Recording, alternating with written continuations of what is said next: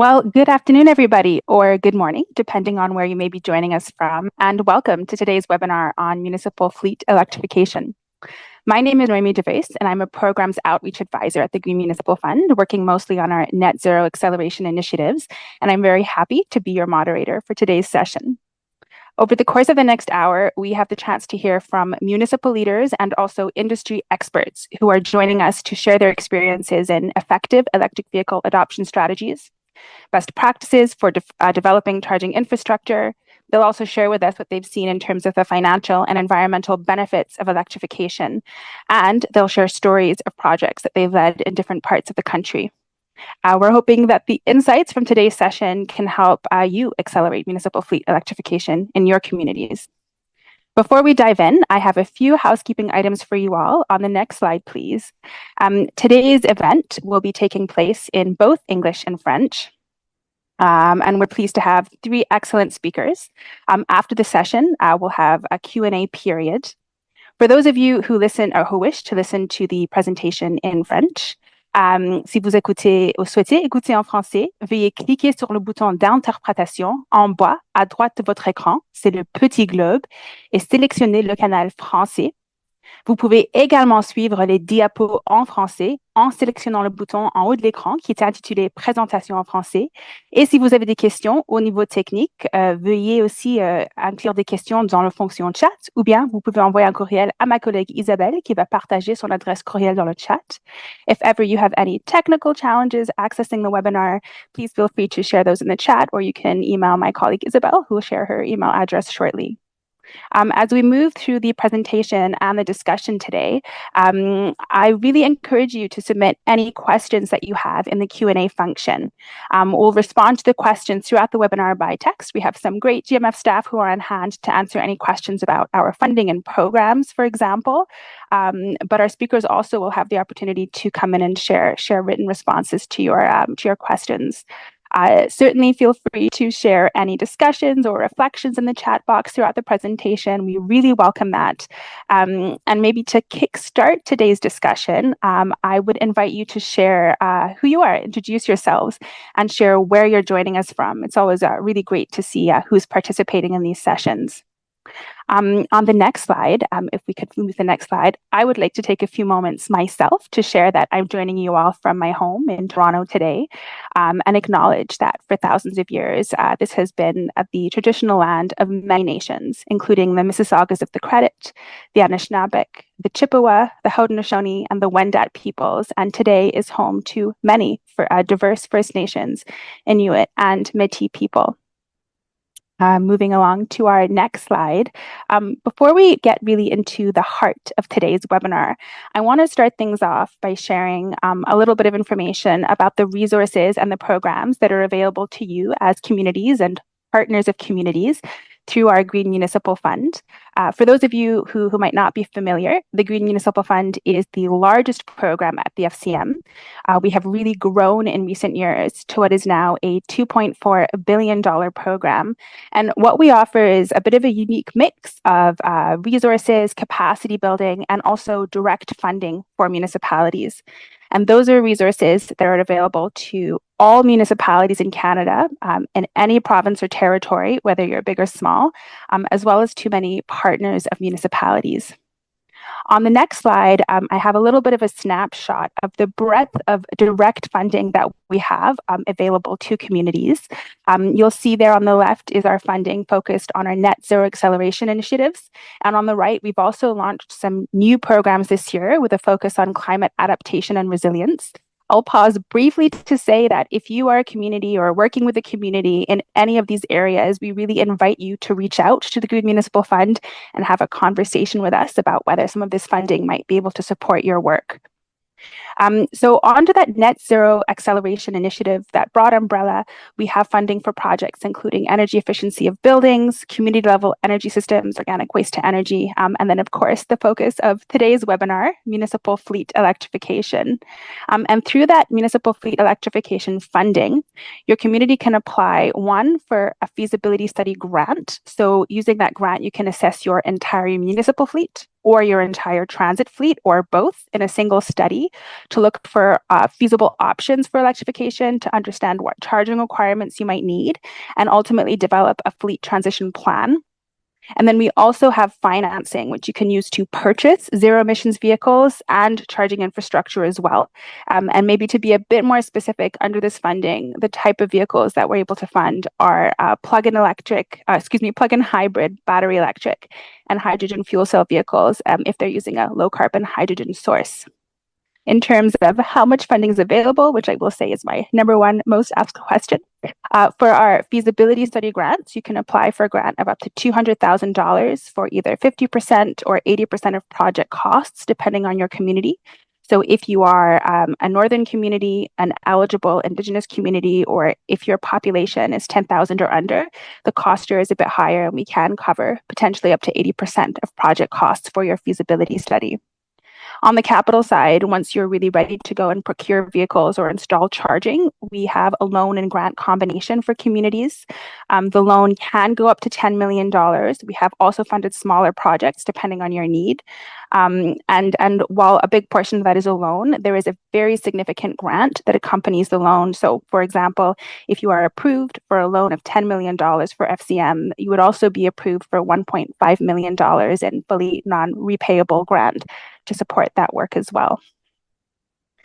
So on that note, if we could flip to the next slide, I am now very happy to have the chance to introduce our three speakers today. I'll introduce them all up front and then pass the baton to each of our presenters. Our first speaker will be Benoit Lacroix, who is a dynamic leader with nearly 20 years of experience promoting sustainable development through entrepreneurship and new technologies. Currently, Benoit is the co-founder and CEO of RelyOn, where he focuses on EV charger operation and maintenance software. We're also joined by Ashley Smith, who is the owner and managing director of Fundamental Inc., a Newfoundland headquartered climate action consulting firm.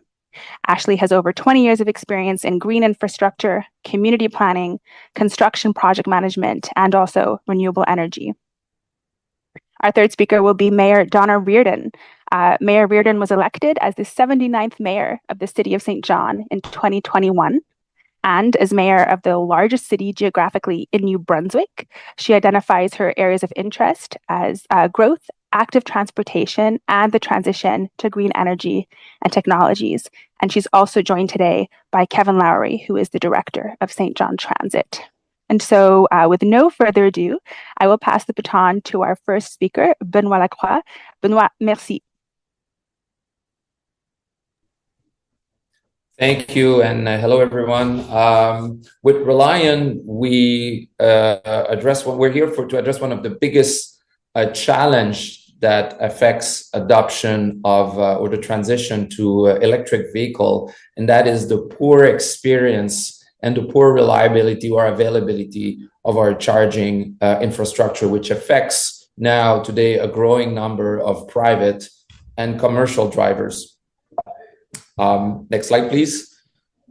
So quickly about myself, started way too early into the e-mobility space in 2005 as I started my first startup trying to electrify vocational trucks. But basically I spent, I guess what's relevant to this conversation here, I spent the last 20 years developing, deploying, and supporting technology into the e-mobility industry. Next slide, please. So going back to the charging infrastructure, today, if you are an operator of a charging infrastructure of any type, public charging, fleet, workspace, or multi-unit residential buildings, you typically have two choices. One, either you opt for extended warranty or operation and maintenance plans or coverage offered by some of the vendors. But by definition, you'll be locked with that vendor. And typically, any network will end up having several brands or several vendors, several type of equipment in their network. So then it becomes, frankly, messy. It's expensive. It's by definition also not agnostic. You end up having several systems, several vendors, several processes. And to be honest, the reported quality has been mitigated. So that's option one. Option two, you have resources and you do it yourself. Great. But then there are no dedicated tools for that. We spoke with hundreds of stakeholders since we started Reliant. And typically this charging station management software. So this is a software that is more focused on the user facing, and that includes the application to reserve and pay at the charging station. Typically, you will leverage this software that was not made for operation and maintenance, and then myriad of tools, emails, Zendesk, Excel, Power BI, telephone, Post-its. It becomes very tedious. And the result is there. The charging infrastructure in North America in general shows a very poor reliability, and unfortunately, on average, more than one charger out of 5 at any point in time is unavailable.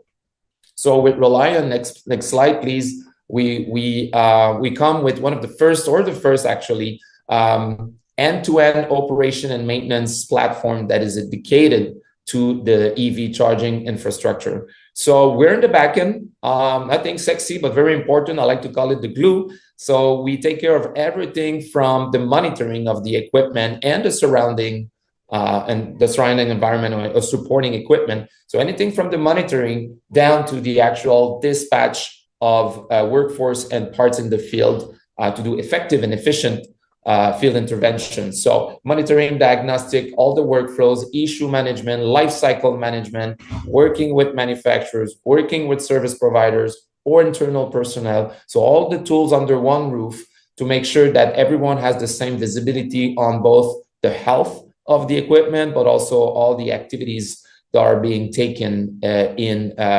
fixing or doing maintenance on the equipment. Next slide, please. So I'm not going to go through all, the list of things that we do, but basically we are a monitoring system and service, as well as managing all the activities that I just mentioned under one roof, and we integrate with the supply chain. Either the manufacturers or the service providers. So not reinventing the wheel. There's a lot of good service provider firms all across the country and the continent in general. And as I said before, sometimes the actual on-site personnel is qualified to do the service. So we're rather tooling and supporting the stakeholders with what we're doing at Reliant. Next slide, please. So at the end of the day, and what we want to achieve is gathering all the knowledge and data to actually help each other across different geography, different vendor, different application, because problems tend to repeat themselves across different type of equipment and even application. So as we grow, we gather a lot of knowledge that we can share and hopefully make the both the monitoring and actually activities in the field a bit less tedious than it is today. Next slide, please. So I just wanted to finish with some advice that we gathered over time, talking with, again, many stakeholders in the industry. And, none of us get really excited about operation and maintenance in general. When I buy a car or any piece of equipment, I rarely go through the user manual, but it's very important.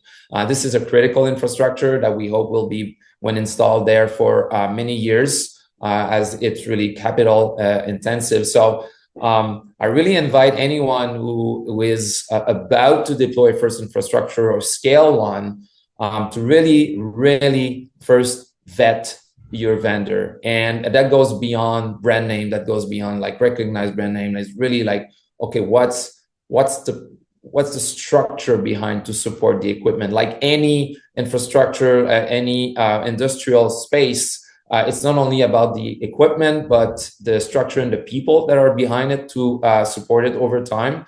So really like make sure to understand how this vendor is structured to support the product after. Very surprisingly, sometimes you understand after the fact, too late that there's no one in the country and sometime in the continent to support the product. They all do it through a third party. How's the vendor keen to share the documentation to interconnect with other technology. So that really shows that how's the player, the vendor, sorry, integrated with the ecosystem, and the more they are, the more your equipment will be resilient over time and ready for evolution of technology, which is inevitable. And cost consideration, again, very often we will focus on the actual planning, installation, purchase of the equipment, but there's a lot of ongoing fees for operation and maintenance after they all first plan it. And maybe there's even ways to include all those packages ahead of time. Can be much easier to finance, maybe get some subsidies. So bottom line, get operation and maintenance in your conversation and planning earlier to avoid very bad surprises after you deploy your very precious infrastructure. So that's it for me. And I guess I will pass on to Ashley. Thanks for listening, everyone. Merci, Benoit. I will turn my video on also. Hello, everyone, and welcome. Thank you for taking the time to join us. I want to take a moment to acknowledge that I'm giving this presentation from the city of St. John's. St. John's is home to a rich and diverse and vibrant urban Indigenous community located on the ancestral and unceded territory of the Beothuk. The lands and waters in and around the city have traditionally served as a gathering place for the Mi'kmaq. The broader region of Newfoundland and Labrador continues to be home to diverse Indigenous peoples, including First Nations, Inuit, and Métis. We honor and pay respect to the past, present, and future caretakers of these territories. So Benoit introduced me, and so did Noémie. I am Ashley Smith. I am owner and managing director of Fundamental Inc. And today I would like to share with you some pilot programs that we were doing with municipalities in Newfoundland and Labrador around light and medium duty EV adoption in their fleets. Next slide, please. So Fundamental Inc. is headquartered in Newfoundland and Labrador. We do climate action consulting. And so we cover a pretty broad range of services as to what we consider constitutes climate action. We do climate action plans for both mitigation and adaptation strategies. We do GHG emission inventories. We support zero carbon and affordable housing. We do proposal application writing. And we undertake eco-asset management strategies. We are a certified B Corporation, 100% women owned, and we have been carbon neutral since 2016 through the purchase of carbon offsets. Next slide, please. So the first project that I will talk to you about is a light duty municipal EV pilot that is being done in the town of Portugal Cove, St. Phillips, which is feeder community to the greater St. John's area on the Avalon Peninsula on the island of Newfoundland. And that this project was able to go forward because of funding from the Federation of Canadian Municipalities through the Green Municipal Fund, additional support through Newfoundland and Labrador Hydro and the province of Newfoundland and Labrador. Next slide, please. So the town of Portugal Cove, St. Phillips has made a commitment to undertake climate action. They have a climate mitigation plan in place, a climate adaptation plan in place, and one of the areas that they identified was a key high-level source of emissions is their fleet. And so they approached my firm to help them write a funding application back in, I think, about 2020 to get started to swap out 6 of their vehicles. And this is, you can see here, the CAO and Julie, who's the current Director of Economic Development. Next slide, please. So the total project cost is $456,800, so just under $500,000. We were able to secure 80% funding through FCM. The town provides 16% cash, 4% in kind, and then we were able to stack additional project contribution to offset 50% of the charger cost through a program, I believe, from NRCan that was administered through NL Hydro, and then also the provincial and federal electrical vehicle rebates. So we intended with the project to swap out 5 vehicles and install 5 chargers, but because we were able to stack the funding with other opportunities, we were able to do 6 vehicles and 6 level 2 EV chargers. And so these were vehicle replacements that were going to be undertaken outside of the pilot project or in the absence of the pilot project. And the town made the decision that they wanted to replace these vehicles with electric vehicles and take that step and figure this out on the go. So we applaud them for that forward vision. They have 4 pickup trucks, which are Ford Lightnings, and 2 medium SUVs, which are the Volkswagen crossover SUV types, ID4s, I think they're called. So we had estimated that the fuel savings would be about $5,500 per year, and that the estimated GHG savings would be 25 tons of CO2 equivalent per year. And it's not on the slide because we've only just done some final calculations. But what we've discovered is that our estimated GHG savings are, the real life GHG savings are right on what we estimated, that we're looking at about 26 tons of CO2 equivalents per year.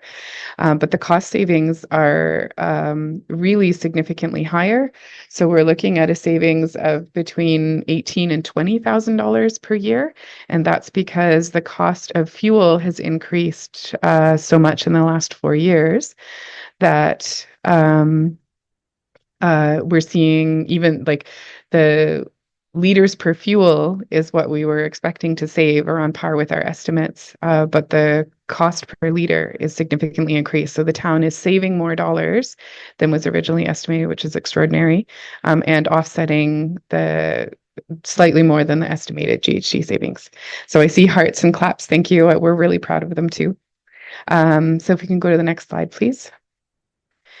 As part of the pilot that we're doing with Portugal Cove St. Phillips, we've done surveys with both the staff and the public. The staff were quite supportive. There was some initial learning curve adventures, like there is when you're trying anything new, but everybody had a good yarn and a good laugh about all of that. And the staff is quite pleased with how the vehicles perform. Likes that they're quiet, likes that they're comfortable. And so they're very happy. The responses from the public, maybe not unsurprisingly, were very mixed. We did get 95 responses, which is, pretty significant for a community the size of Portugal Cove St. Phillips. It was quite clear from the responses that there's still a lot of common misconceptions about life cycle carbon versus operational carbon within the manufacture of an EV. Many were unhappy with the timing of the survey and wanted to have been consulted before the town even applied for dollars, which is sort of an interesting position. I think there was maybe some misunderstanding that the vehicles would have been purchased anyway. And the town spent far less on vehicles because of this program than they would have otherwise, and is saving a significant amount on gas dollars. Many were quite thrilled that the town was trying out what they considered to be a new technology for a very low expenditure of municipal tax dollars. And we will do additional community engagement that's planned for next month. And we'll see if we have been able to change or shift the dial on public sentiment. So we're eager to see those results. Next slide, please. So The second of the three projects that I'll tell you about is for the town of Channel Portabasque, which is a community where the ferry crosses. So if you come from Nova Scotia, North Sydney, and you take a ferry to Newfoundland, you come into the town of Portabasque. So this was specifically to look at medium duty vehicles and specifically an electric garbage truck. And this project was enabled through dollars from FCM and the Green Municipal Fund, as well as EcoNext, which is a local not-for-profit focused on promoting clean technologies in the province. Next slide, please. So we're working through this. This project has two phases, and we're into like the first half of phase one, which we call pre-procurement research, for lack of a better explanation. But the idea being that the service area for Newfoundland and Labrador on the southern shore there, we have to service about 72 rural, remote communities and local service districts. So there, it's quite a distance. It's several hundred kilometers from one end to the other, in a rural location in Newfoundland to begin with. So we wanted to make sure that if whatever recommendations we are making are thoroughly contextualized, so that we don't end up in a situation where we think it's a good idea and we want to embrace clean technology, but we put the town and the region in a position where they can't collect garbage or offer a service, which would be problematic for obvious reasons. So we have connected with all 7 manufacturers of truck chassis, which makes suitable bodies for the refuse collection service body to go on the back. I have learned that the truck chassis that's suitable for a garbage truck is also suitable as a box truck, and other flat deck and boom truck applications. And so we're anticipating that the results of this feasibility, like pre-procurement research phase, is going to influence not only other municipalities in terms of garbage trucks and refuse collection, recycling collection, but also light commercial or light industrial services. And so we've started discussions with all 7 of the manufacturers, looking at, okay, if we did, will they even sell us a vehicle? Because we have limited service options being on the island, looking at what opportunities there were, like to put infrastructure in. Can we even put charging infrastructure to support it? And so we're in the middle of those discussions right now. The tariffs that have been put in place are kind of wreaking havoc on our financial discussions right now, but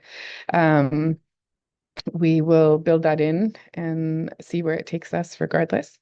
And so we're sort of in about the middle of phase one, at which point there's a hard decision gate, and we'll proceed to phase two, should we identify that we can overcome all the operational and maintenance barriers that are currently under review. Okay, so that's Channel Portabasque. And then if we can go to the next slide, please. So the third of the 3 pilot projects that we're looking at is for the town of Torbay, which is a town to the north of the city of St. John's, and a community that is connected with the greater area, greater St. John's area. And so Torbay is undertaking a full fleet EV feasibility study. And this is being undertaken through contributions from the FCM Green Municipal Fund, as well as the town of Torbay. Next slide, please.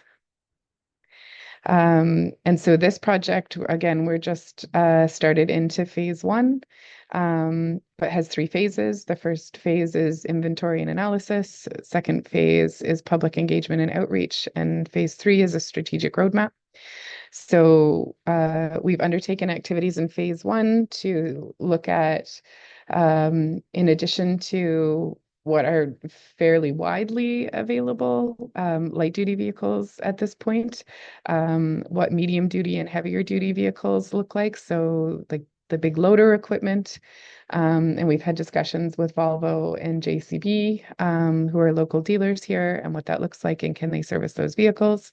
And we've tomorrow actually have engagement session with the public works staff to talk to them about their experience with the vehicles and their concerns, and understand like an end user perspective so that we can ensure that any recommendations we do make have included their lived experience and their in-depth knowledge of what's required for them to do their public service, their public works services for the town, and see what options there are to do that in a way that uses battery electric vehicles to do that.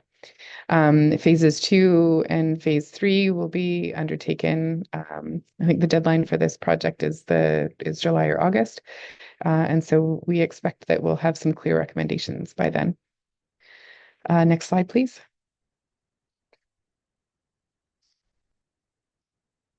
And so that's the end of my presentation. Thank you very much for listening, and I will pass the baton to Mayor Reardon.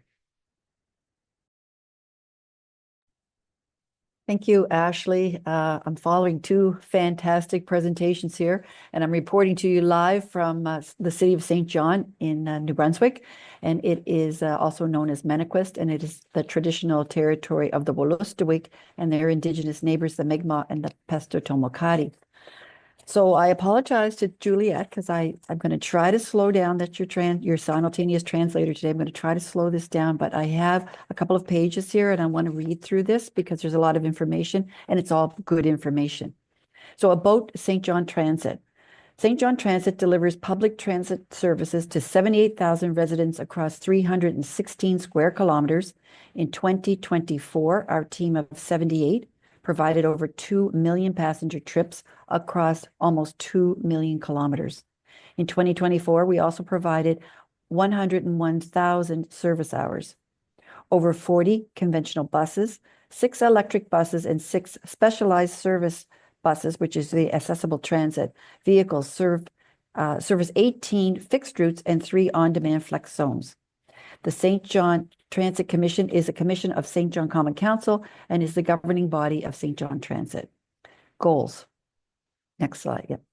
In 2022, St. John Transit began operationalizing the Transforming Transit project to ensure that the service operates sustainably, it better serves the current ridership, it attracts new riders, and adopts industry standards. The Transforming Transit project is the result of an operational audit on all St. John Transit operations that was conducted in 2021. The project supports ACT St. John, which is the pathway to net zero, the city's response to the climate crisis and its commitment to transition to a net zero emissions city by 2050. It also supports the 10-year strategic plan and our council priorities.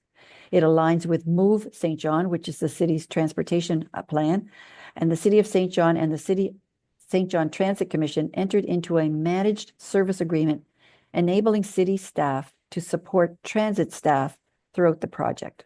That was really important.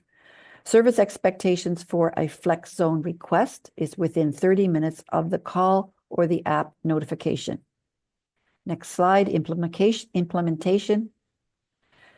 A key feature of the Transforming Transit project was the introduction of the Flex on-demand service. It offered riders a flexible approach to transit service. Implementation began in 2022 and included procurement of 6 leased 20-foot car stand electric buses, on-demand software, and charging hardware. Key activities included electrification testing, training, route and zone planning that was done via the city's GIS team, and public and staff communications. That was huge. Flex service does not operate on a fixed route schedule. It operates within a zone. Riders download the app to use on their phones or tablets, or they can call a dispatcher to schedule a ride. St. John Transit implements the 506-652 Flex, FLEX 63539. number to ensure that riders who may not be able to use an app or those without a smartphone can still access the service. The app or the dispatcher informs the rider when to meet the bus at the requested bus stop. The rider travels from stop to stop within the zone or transfers onto a fixed route within the zone. Each of the flex zones is connected to one of the city's 3 main lines. In areas where flex service replaced a fixed route, the flex service was introduced to route riders for a week prior to ensure that everyone was informed. So we had like a route that had about 10, maybe less than 10 riders that were on in the morning, and they were on again in the evening to go home. They went into work and that. So that route went. But so what we did also to support that was we put students that were engaged on the bus to support the ridership during the transition. And on average, 80% of the ridership books through the app, which is great. Flex Zone customers can also book up to a week in advance, and they love that. 2 buses are assigned to each route, one providing service from 6:30 a.m. to 1 p.m., and the second from 1 p.m. until the end of service. So the last scheduled time for a ride is 6:30 p.m. That's Monday to Friday. On Saturday, the service varies. The cost is the same as a regular fare, with transfers available onto the main lines or fixed routes. So timelines is next. 3 zones were introduced in areas where ridership was low and service was infrequent. Scheduling of routing changes also occurred on fixed routes with flex areas as the zones were brought online, and implementation was designed to match with the drivers' schedules on the main lines. So in 2022 to 2023, on-demand software supplier was procured, charging hardware was procured, 6 new 20-foot electric buses were commissioned, St. John Flex on demand on the west side of our city. The area was defined. West side routes were then redesigned to align, and service hours were added. The north and south ends of routes were redesigned, and service hours were also added. And then we had a staggered launch between January of 23 and October of 23. So the on-demand Milledgeville area of the city launched in July of 23. East routes were redefined and service hours added. And then the Flex on demand for East was defined and launched in 2023. And in 2024, St. John Transit purchased the 6 buses in June, and St. John Transit Rides, the electronic fare collection, was introduced in January of 2024. So for outcomes, the next slide. This is the best part. The Flex service provides longer hours and more frequent service in each of the 3 zones that were established. From January 23 until January 25, almost 75,000 rides have been completed. In all the zones, ridership has doubled or tripled since the introduction of Flex into the areas, and data from the Flex app has been very valuable for fixed route planning.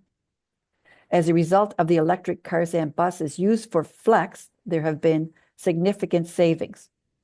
St. John Transit charges a bus overnight for approximately $6 to $13, providing 200 to 220 kilometers of service. A traditional diesel-powered 40-foot bus can travel 1.5 kilometers per liter of fuel. So when we did this, fuel was around $2, so it'd be less now. This equates to $225 in cost for the same 200 to 220 kilometers. So that's huge. As of January 2025, the average wait time across all 3 of our service zones was 9 minutes, and that far exceeded the service target of within 30 minutes through a call or through the booking on the app. And a public response has been hugely favorable. In a survey taken of 136 riders across all 3 Flex zones in July 2024, the average rating for the Flex service across all 3 zones was about 4.38 out of 5. So that's the presentation. So it's been really exciting, wonderful transition time for us. I have Kevin Lockery with us, who is our Director of Transit, and he can answer your questions. We have snow here in St. John during the winter, so there was some work to figure out about snow, heating on the bus, just driving the bus training. So Kevin is happy to explain that, and I can turn that over to him, or you can put your questions into the chat and we can get those answered for you. So thank you. Well, a very warm thank you to all three of our presenters. It's really inspiring and impressive to hear these stories. And I can see, as you said, Ashley, all the claps and the smiles and the surprised face emojis of all coming in the chat. So that's great to see. For all of our participants, I see we have a couple of great questions. Certainly, please feel free to add any new questions. We have a good amount of time to have this discussion. I might kick things off with a question of my own for Mayor Reardon and for Kevin. I was really interested to hear during Benoit's presentation your recommendations of questions to ask service providers. And Ashley, it was interesting to hear you speak as well about really working with operational teams to understand their needs before making recommendations of which vehicles or charging stations to procure. So I'd be interested in hearing from you, maybe Kevin, on your experience in choosing those vehicles as you move that project forward. Thank you very much. I think it's very important to understand what your outcomes are when you're looking to put a project like this forward. We had a great team. We worked with Wood at the time, but WSP, a team of consultants that helped us go through that process and selection. One thing that I quickly learned is you don't know what you don't know. And reaching out to people that have the expertise is very important when you're doing a project like this. They were able to provide us with a lot of information as we went through the process. And I think that's one of the most important things. You can try and go at it alone, but you're going to end up meeting a lot of roadblocks, and making sure that you have the proper consultants to guide you through that process is very important.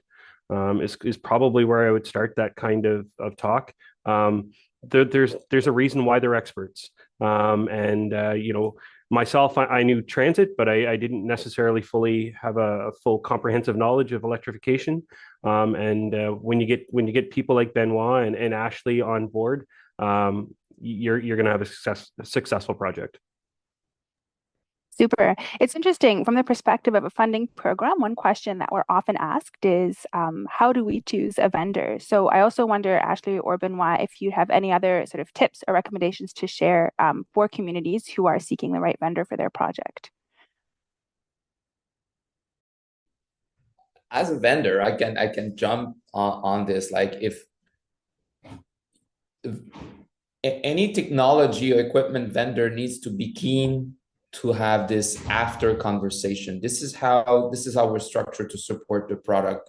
It breaks, it goes off, it fails, and this is how we're gonna cope if it happens. This is how we're structured. This is how fast we're gonna answer. This is how fast we're gonna compensate.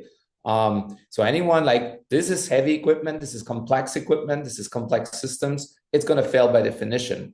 But someone really eager to have this conversation, where are the parts? Do they have parts? Documentation.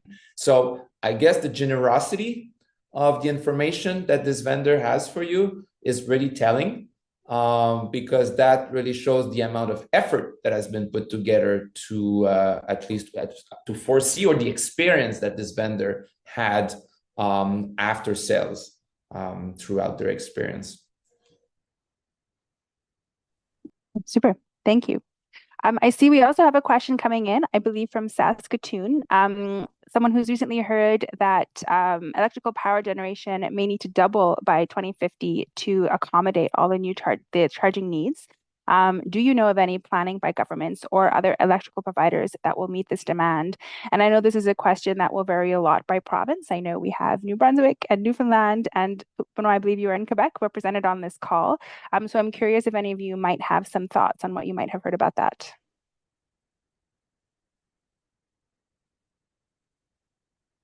I can comment that I know in Newfoundland and Labrador, we have one service provider, Newfoundland and Labrador Hydro, that owns all the transmission and distribution equipment and manages like client relationships in most of Labrador and parts, like mostly the northern parts of the island. And then we have Newfoundland Power, which is like a client facing entity mostly that buys the power from NL Hydro.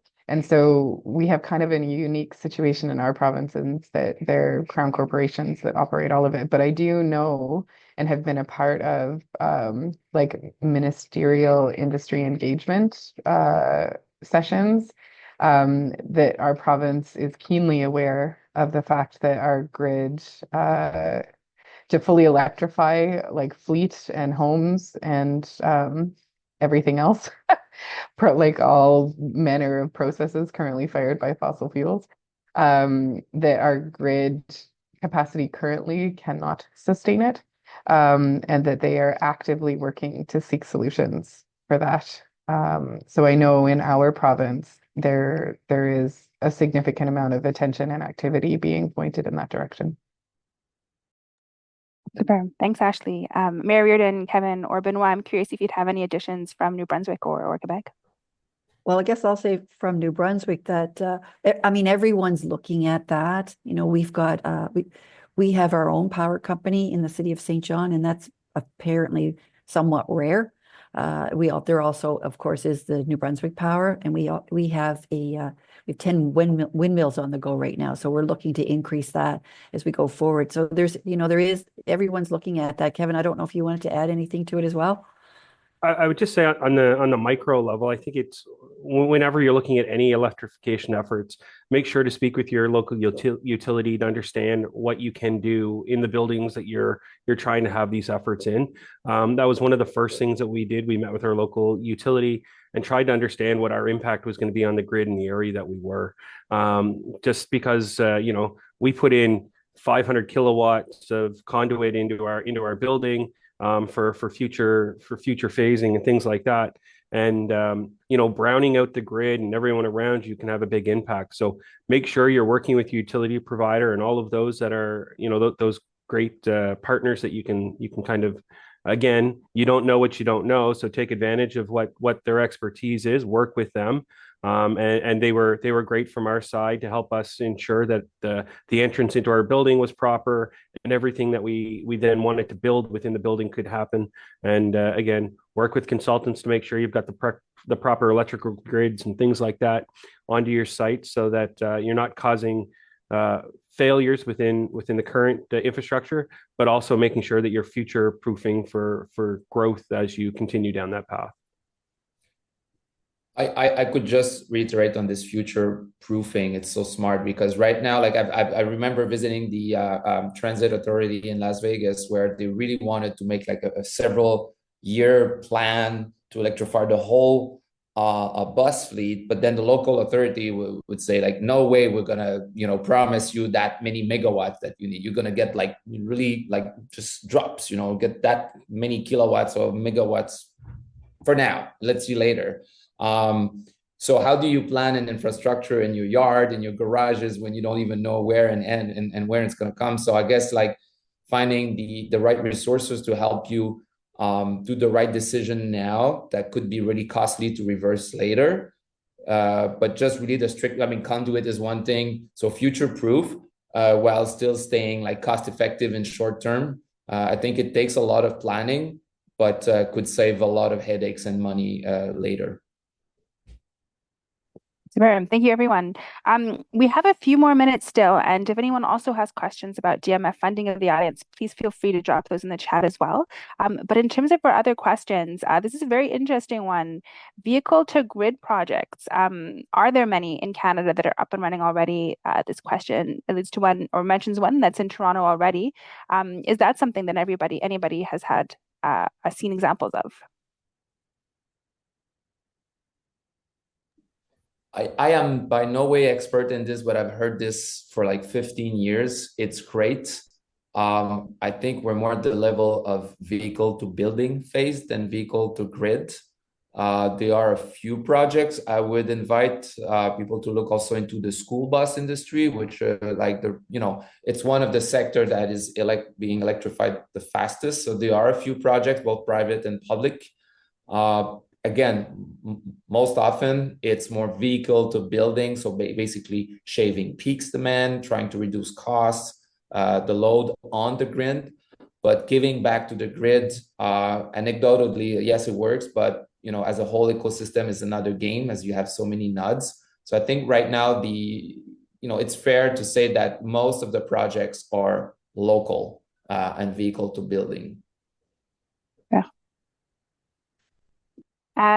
This is a question about GMF's role. So maybe some of my colleagues who are online as well might have an answer. Do we play a role in the collection of sharing of technical information? For example, the review of the garbage truck chassis. What I can share is that we do have a very strong mandate to produce capacity development resources. So we often do produce case studies of the projects that we funded. And many of the projects that have received GMF funding over the years do have a publicly available version of their final report. So if there is a particular project that's been GMF funded that you are very interested in, please do feel free to contact us and we can share some information about that, which might have some of the technical details you're looking for. We do also have a really great online database of approved projects where you can search through examples of past projects. So I see we're really coming to the end and have just a couple of minutes left. I would be very interested to hear maybe from Mayor Reardon and Kevin in the few moments we have. Maybe I'll end with a broad question, which is, with the work that you've done so far and all of the progress that's been made on those vehicles, what's the dream? What would you hope to see in the next 5, 10, or maybe even 20 years? You pick the timeline. For me, I'd love to see us go completely to electrification. What they say is frequencies freedom. Like build that system. We're getting that response right now from people. We've doubled and tripled some of the capacity on our routes, and we've seen that uptake from the public. The public's very happy with it. So I think there's a real opportunity there for us for growth. And that's what I'd like to see. Kevin, over to you. It's similar. Zero emission is the ultimate goal with our fleet. You want to make sure that you're turning the world over to the next generation in a better manner in which you found it. So just trying to continue with that conversion moving forward, and be it whatever that transition is, if it's electrification, if it's hydrogen, whatever that next fuel source is, just to make sure it's a lot cleaner than the one that we're currently using, and hopefully end up with a lot better mandate than what we started with. And Ashley, maybe from your perspective with the projects you worked on Newfoundland, I'll leave you with that huge question, if you had any thoughts to share. Just that we're the island of Newfoundland and Labrador, because of its sort of physical place in the middle of the North Atlantic Ocean, and the fact that it is not connected to the mainland creates an interesting context. We have somewhat unique weather, fairly long distances for things, and so we were really excited to see that we didn't run into any more or less unexpected obstacles with a lot of the vehicle situation, fleet conversion situations that we're working with. And so I'm really excited for us to be able to share the results of the Portugal Cove St. Philip's study, and we're able to connect Portugal, the research that we've done in the town staff, to other towns like the town of Torbay and the town of Channel Portabasque, and build a bit of a loose community of practice and sharing of information and capacity, so that everybody doesn't have to reinvent the wheel or dive face first into trying things out for the first time. We can all work together towards the common goal of